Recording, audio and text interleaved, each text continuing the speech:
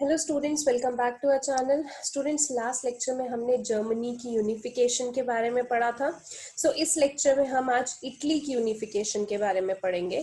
Italy की unification start करते हैं। The topic is Italy unified. Like Germany, Italy too had a long history of political fragmentation. Italians were scattered over several dynastic states as well as the multinational Habsburg Empire.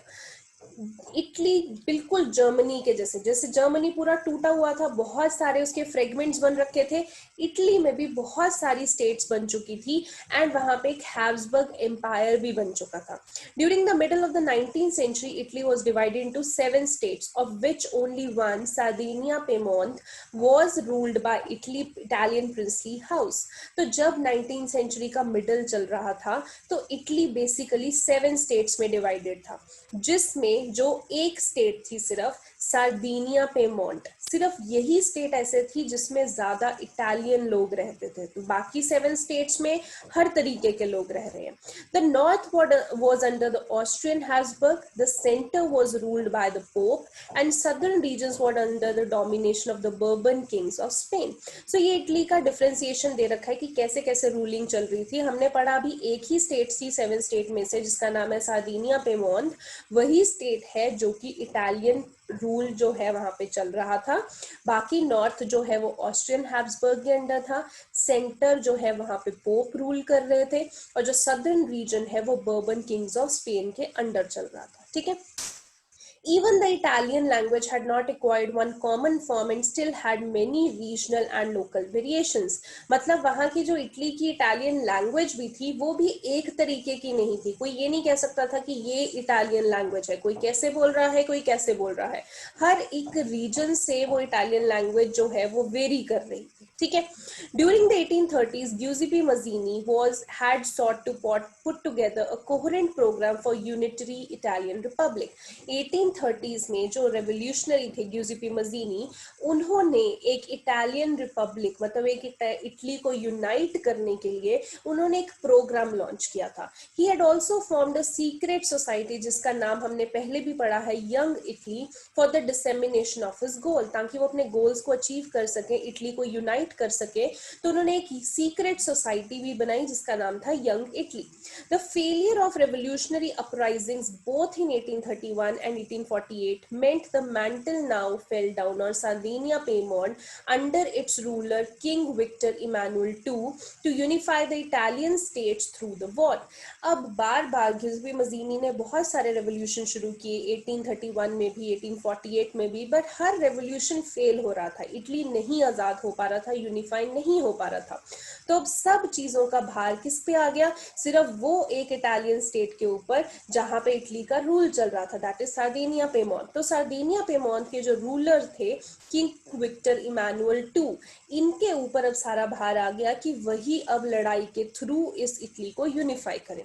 In the eyes of the ruling elites of this region, a unified Italy offered them the possibility of economic development and political dominance. अब जो भी rulers इस reason को rule कर रहे थे, जो कि एलीट लोग थे, उनके माइंड में इटली का यूनिफाई होने का मतलब क्या था कि उनको एक भरोसा दिया गया कि इटली में इकोनॉमी और ज्यादा डेवलप हो सकती है एंड पॉलिटिकल डोमिनेंस उनकी ज्यादा हो सकती है। यहाँ पे आप साइड पे पिक्चर भी देख रहे हैं। ये पिक्चर क्या है? Caricature of Otto von Bismarck in the German region. Otto von Bismarck वहां के चीफ मिनिस्टर थे। तो वहां के यहाँ एक आपको कार्टून के थ्रू बताया गया है। आप देखिए इनके हाथ में हंटर पकड़ा हुआ है एंड सब लोग पार्लियामेंट में कैसे झुक झुक के बैठे हुए हैं और उनका हंटर चल रहा है। ये डिपिक्ट कर रहा है कि वो रूल तो कर रहे थे बट किसी की सुनते नहीं थे। मतलब एक्चुअल में नहीं वो हंटर किसी पे चला रहे हैं, ये बस बताया जा रहा है कि उनका खौफ इतना होता था कि लोग कुछ बोलते नहीं थे, छुपे रहते थे, अपने व्यूज अपने ओपिनियंस आगे नहीं रखते थे, और जो ऑटो वॉन बिस्मार्क कहते थे वही होता था। ठीक है। इटली में अब यूनिफिकेशन की बात चल रही है, तो सारा का सारा जो बर्डन है वो किंग विक्टर इमानुअल टू पे आ चुका है। Okay. Chief Minister Cavour, who led the movement to unify the regions of Italy, was neither a revolutionary nor a democrat. अब वहाँ के चीफ मिनिस्टर जिनका नाम है कैवर, उन्होंने मूवमेंट शुरू की इटली के रीजन्स को यूनिफाई करने के लिए। अब ये मूवमेंट ना तो रेवोल्यूशनरी कह सकते हैं, ना ये डेमोक्रेसी की तरफ कह सकते हैं, वो बस एक इटली को यूनिफाई करना चाहते थे। Like many other wealthy and educated members of Italian elite, he spoke French better than he did Italian. अब इटली में जो अमीर लोग थे, जो वेल्दी लोग थे, वो एलीट नहीं बोलते थे, वो सॉरी इटालियन नहीं बोलते थे, वो फ्रेंच बोलते थे, क्योंकि फ्रेंच को बोलना एक स्टेटस माना जाता था। तो वही चीज जो चीफ मिनिस्टर कैवर है, वो इटालियन इतने अच्छे से नहीं बोल पाते थे, बट फ्रेंच बहुत अच्छे से बोल पाते थे, जैसे वहां के एलीट लोग बोलते थे। एलीट मीन्स जो रिच लोग, सुपीरियर लोग। Through a tactful diplomatic alliance with the France engineered by Cavour, Sardinia-Piedmont succeeded in defeating the Austrian forces in 1859. अब बहुत ही तरीके से उन्होंने, बहुत ही चालाकी से, जो वहाँ के चीफ मिनिस्टर कैवर हैं, उन्होंने फ्रांस के साथ एक अलायंस की, एक सांठगांठ की, और मिलके सार्दिनिया पिएमोंट ने ऑस्ट्रियन फोर्सेस को 1859 में फाइनली हरा दिया।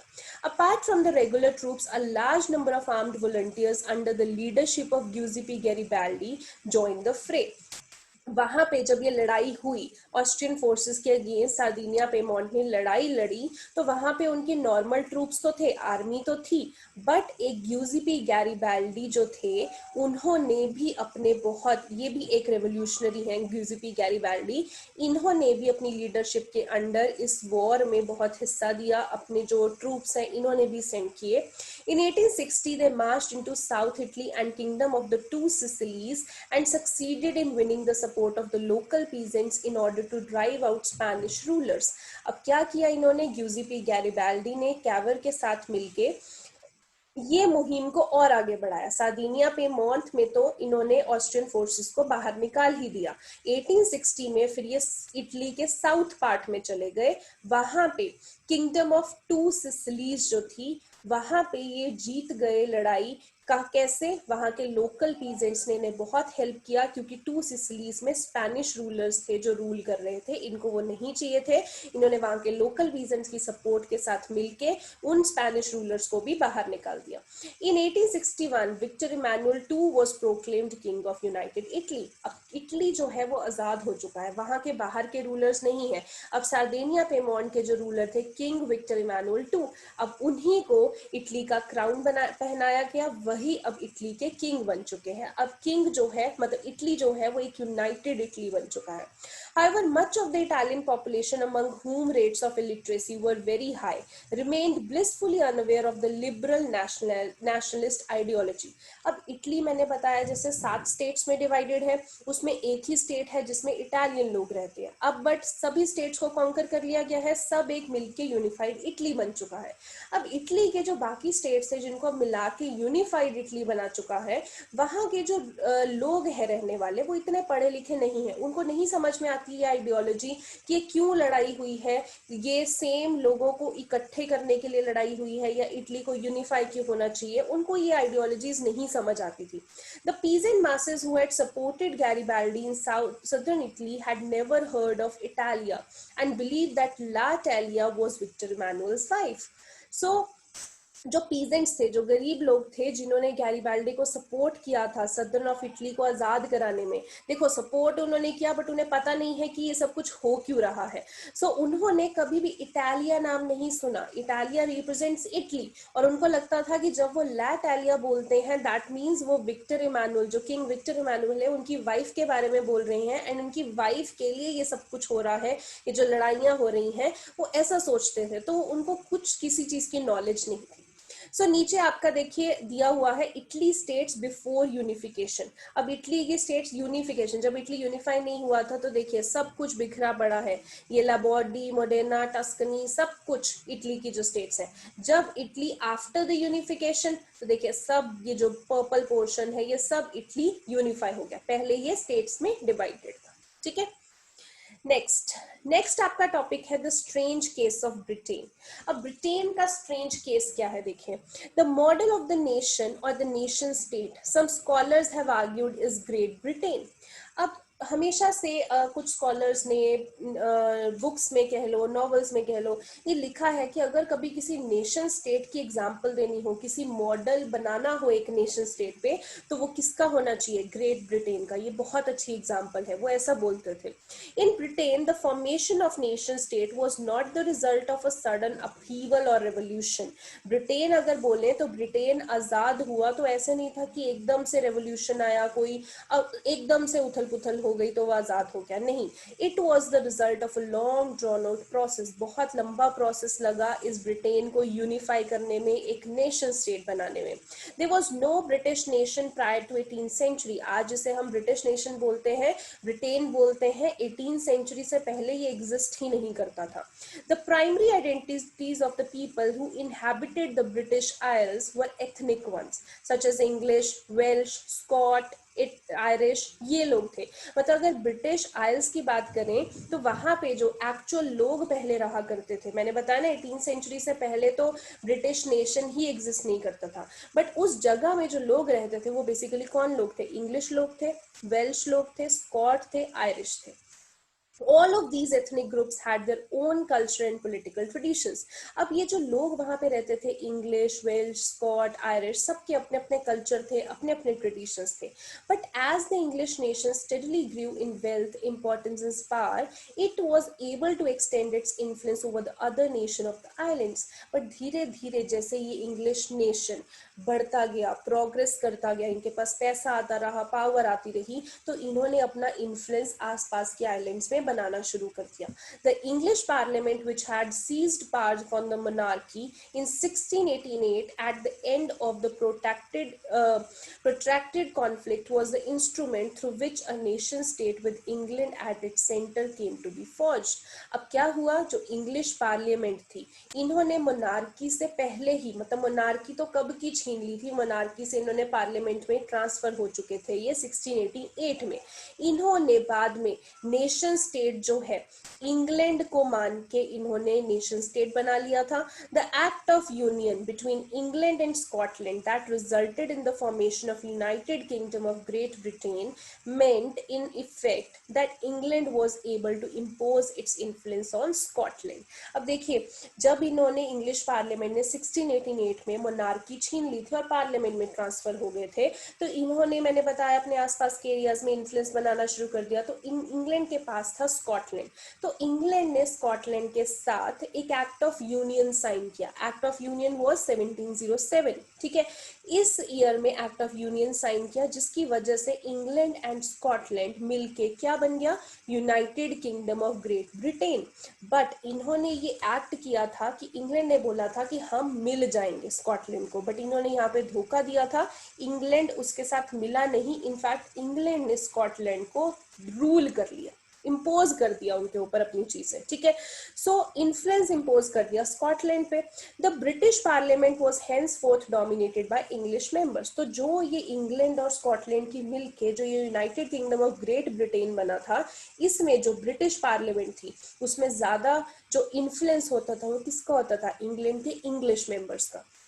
The growth of the British identity meant that Scotland's distinctive culture and political institutions were systematically suppressed. अब धीरे धीरे इंग्लैंड ने, देखिए, जो प्रॉमिस किया था स्कॉटलैंड के साथ कि हम मिलके रहेंगे, पहले उनको टेक ओवर कर लिया, फिर पार्लियामेंट में स्कॉटलैंड के मेंबर्स नहीं थे, इंग्लैंड के इंग्लिश मेंबर्स ज्यादा थे, तो धीरे धीरे इंग्लैंड ने स्कॉटलैंड के कल्चर को, पॉलिटिकल इंस्टीट्यूशंस को दबाना शुरू कर दिया। The Catholic clans that inhabited the Scottish Highlands suffered terrible repression whenever they attempted to assert their independence. अब जो स्कॉटलैंड के जो लोग थे उसमें जो कैथोलिक लोग थे उनको बहुत कुछ सहना पड़ा, क्योंकि जब भी वो आजाद होने की कोशिश करते थे कि इंग्लैंड ने हमें धोखा दिया है, हमें बराबरी का हिस्सेदार बनाना था, बट इन्होंने हमारे ऊपर रूल कर लिया है एक्ट ऑफ यूनियन करके, सो धोखा दिया है। ये अपनी जब भी इंडिपेंडेंस लेना चाहते थे तो इनको बहुत बुरी तरीके से दबा दिया जाता था। The Scottish highlanders were forbidden to speak their Gaelic language or wear their national dress, and large numbers were forcibly driven out of their homeland. और तो और सिर्फ इनको दबाया नहीं जाता था, बल्कि जो स्कॉटिश जो लोग थे उनको उनकी गेलिक लैंग्वेज भी नहीं बोलने दी जाती थी, उनको उनकी नेशन की ड्रेस नहीं पहनने दी जाती थी, और बहुत सारे लोगों को उनके घरों से भी बहुत दूर भेज दिया गया था। सो एक तरीके से जो इंग्लैंड है वो स्कॉटलैंड के ऊपर बहुत ज्यादती कर रहा था। Ireland suffered a similar fate. अब साथ ही में आयरलैंड आता है, आयरलैंड के साथ भी इंग्लैंड ने कुछ ऐसा ही किया।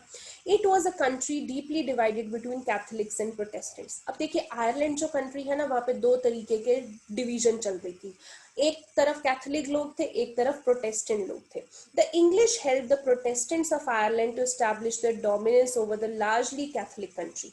अब देखिए यहाँ पे भी इंग्लैंड ने गेम खेली, उन्होंने आयरलैंड को भी फंसाना शुरू किया। जैसे उन्होंने स्कॉटलैंड के साथ बराबरी का समझौता दिखा के कि हम तो बराबर हैं और तुम एक्ट ऑफ यूनियन कर लो, उनको अपने साथ में ला लिया और फिर उनको धोखा दे दिया। सेम चीज उन्होंने आयरलैंड के साथ करने की कोशिश की। आयरलैंड में कैथोलिक एंड प्रोटेस्टेंट लोग रहते थे, दोनों में हमेशा से लड़ाइयां चलती थी। तो इंग्लैंड ने इस चीज का फायदा उठाया, वो वहां के आयरलैंड के कैथोलिक लोगों के पास गए और उन्होंने प्रोटेस्टेंट लोगों के पास गए, उन्होंने आयरलैंड के प्रोटेस्टेंट लोगों को बोला कि हम तुम्हें हेल्प करेंगे कि तुम कैथोलिक लोगों के ऊपर रूल कर सको।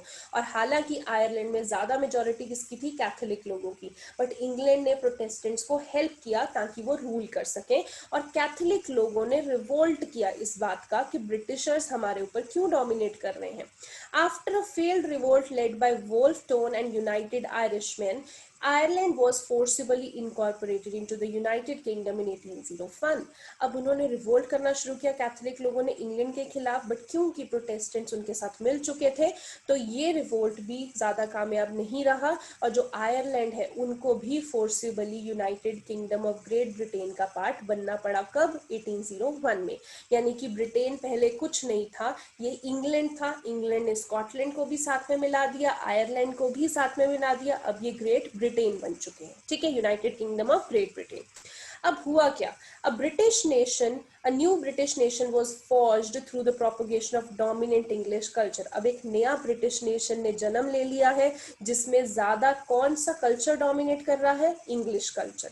The symbols of new Britain. अब न्यू ब्रिटेन के सिंबल्स क्या बनने? अब कोई देश बनता है तो उसके बहुत सारे सिंबल्स बनते हैं, flag, colour, national flag, national animal, national flower, बहुत सारी चीजें बनती हैं। तो वही चीजें नई सिंबल बननी शुरू होगी। पहला सिंबल है ब्रिटिश फ्लैग जो कि यूनियन जैक का था, फिर नेशनल एंथम बनी God save our noble king, and English language जो है वहां की ऑफिशियल लैंग्वेज बन गई, were actively promoted and older nation survived only as subordinate partner in this union. अब सब कुछ इंग्लिश के हिसाब से चल रहा था, इंग्लैंड के हिसाब से चल रहा था, वहां का ब्रिटिश फ्लैग, वहां की नेशनल एंथम, वहां की लैंग्वेज, सब कुछ चल रहा था। और जो ये पुराने नेशंस थे ये सिर्फ इंग्लैंड के सबऑर्डिनेट बन के रह गए, मतलब नीचे दब के रह गए। ओके, यहाँ पे साइड में देखिए एक और इमेज दे रखी है। यहाँ पे आपको दिख रहा है एक किंग है, उसने पैर में ऐसे इटली पहना हुआ है, यहाँ पे कुछ झुके हुए हैं। So Garibaldi helping king Victor Emmanuel of Sardinia Piedmont to pull up on the boot named Italy. यहाँ पे दिखा रखा है, हमने अभी पढ़ा कि गैरीबल्डी जो थे रेवोल्यूशनरी, उन्होंने सार्डिनिया पेमोंट के जो रूलर थे किंग विक्टर इमैनुअल टू, उनकी हेल्प की थी इटली को यूनिफाई करने में। तो वही वो एक तरीके से इटली का जूता उन्हें पहना रहे हैं, मतलब एक तरीके से उनको हेल्प कर रहे हैं कि इटली मैं तुम्हारी हेल्प करूंगा यूनिफाई करने में। और ये इटली के रूलर हैं किंग विक्टर इमैनुअल टू। ठीक है, तो ये उसका आपको इमेज दे रखी है।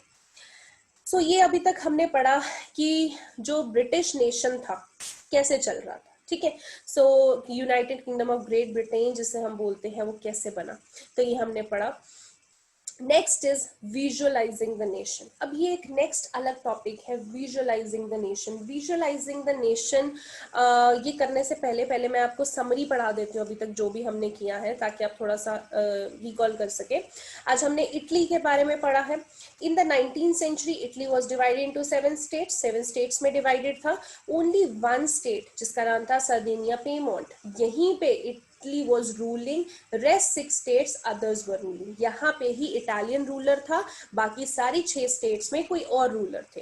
There were many regional languages, एक इटली की कोई लैंग्वेज नहीं थी, बहुत सारी रीजनल लैंग्वेजेस चल रही थी। फिर क्या हुआ, now chief minister Cavour led the movement for the unification of Italy. Italy की यूनिफिकेशन के लिए चीफ मिनिस्टर केवर ने एक मूवमेंट स्टार्ट की। Large number of people under the leadership of Giuseppe Garibaldi join the movement. अब Giuseppe गैरिबल्डी एक और revolutionary थे, उनकी लीडरशिप के अंडर बहुत लोगों ने ये केवर के साथ जो इटली को यूनिफाई करने की एक मूवमेंट है वो स्टार्ट कर दी। इसमें पीजेंट्स ने भी इसको ज्वाइन किया। They fought and through Spanish rulers out of the Italy. Italy में जो जो स्टेट्स में स्पेनिश रूलर्स थे उन्होंने उनको हरा दिया, उनको बाहर निकाला। एंड 1861 में Victor Emmanuel II was proclaimed as the king of united Italy। Italy के किंग बन गए विक्टर इमैनुअल। यहाँ पे 2 नहीं लिखा हुआ, 2 लिख लेना। ओके, नेक्स्ट केस हमने ब्रिटेन का पढ़ा है। ब्रिटेन में क्या था, there was no British nation before 18th century. Britain में कोई ब्रिटिश नेशन एग्जिस्ट नहीं करता था। English parliament seized the power from monarchy.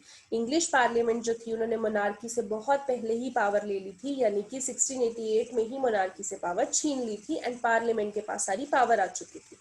England became the nation state. England एक इंडिपेंडेंट नेशन बन चुका था। 1707 में इंग्लैंड ने an act of union sign किया, किसके साथ, स्कॉटलैंड के साथ। देन स्कॉटलैंड एंड इंग्लैंड मिलके क्या बन गई, United Kingdom of Great Britain बन गई। ठीक है, ग्रेजुअली इन द पार्लियामेंट क्या हुआ, ब्रिटेन की पार्लियामेंट में English dominated the Scotland people and so Scotland came under the Britain. ठीक है, अब इसमें आयरलैंड जो है, आयरलैंड का भी आ गया साथ में। English took advantage of the division of Ireland into 2 categories. Ireland 2 तरीके में डिवाइडेड था, कैथोलिक्स में, प्रोटेस्टेंट्स में, और इसी का फायदा इंग्लैंड ने उठाया। England offered help to Protestants to rule over Catholics. उन्होंने झांसा दिया प्रोटेस्टेंट्स को कि हम तुम्हें हेल्प करेंगे ताकि तुम कैथोलिक्स पे रूल करो। अल्टीमेटली उन्हें क्या चाहिए था कि हम आयरलैंड पे रूल करें। सो So Protestants agreed and later on England forcibly took over Ireland in 1801. So Protestants ने उनकी बात मानी, बट हुआ क्या, इंग्लैंड ने आयरलैंड को ही अपने कब्जे में कर लिया। प्रोटेस्टेंट्स की हेल्प लेके एंटर हुए वो आयरलैंड में और अपने कब्जे में कर लिया। सो 1801 में आयरलैंड इंग्लैंड के नीचे दब चुका था, उनकी टेरिटरी के अंडर आ चुका था। अब अगर ब्रिटेन की बात करूं, जो हम United Kingdom of Great Britain बोल रहे हैं, अब उसमें कौन कौन आ चुके थे, इंग्लैंड, स्कॉटलैंड एंड आयरलैंड। ठीक है, ब्रिटेन में अब जब ये इकट्ठा हो चुका तो ब्रिटेन में क्या बना, ब्रिटिश फ्लैग इंप्लीमेंट कर दिया गया, इंग्लिश लैंग्वेज इंप्लीमेंट कर दी गई, नेशनल एंथम जो है ब्रिटेन की वो इंप्लीमेंट कर दी गई। मतलब ब्रिटेन में चाहे वो इंग्लैंड, स्कॉटलैंड, आयरलैंड थे, बट चल किसकी रही थी अभी तक, इंग्लैंड की ही चल रही। ओके, सो स्टूडेंट्स आज के लेक्चर में इतना ही करते हैं। आई होप आपको आज का लेक्चर समझ में आया हो। नेक्स्ट जो टॉपिक है वो नेक्स्ट लेक्चर में करेंगे। Thank you so much.